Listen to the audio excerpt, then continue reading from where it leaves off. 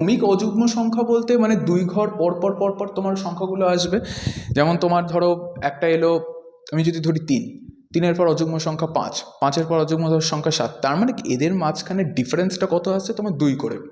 ঠিক আছে, তো আমি ধরলাম যে এদের মাঝখানেও ডিফারেন্সটা আছে 2 করেই আছে। তো তুমি 4টে সংখ্যা ধরলে ABCD। এবার আছে এদের মাঝখানে গ্যাপটা দেখো, 1, 2, 3টে, 3টে গ্যাপ আসছে।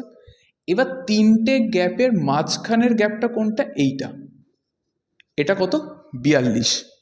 ঠিক আছে, তো এইটা যখন 42 যদি হয়, তার মানে এইটা তার ইমিডিয়েট আগের সংখ্যাটা, এটা তার ইমিডিয়েট আগের সংখ্যাটা, তার মানে এই সংখ্যাটা তোমার কত হচ্ছে? তোমার 41। আর এই সংখ্যাটা তোমার কত হচ্ছে তাহলে? 43। তো অঙ্কটা চলে এলো 41, 43, তার মানে এইটা কত হবে? 39, আর এইটা কত হবে তোমার? 45। ওকে, বোঝা গেল? আমি আর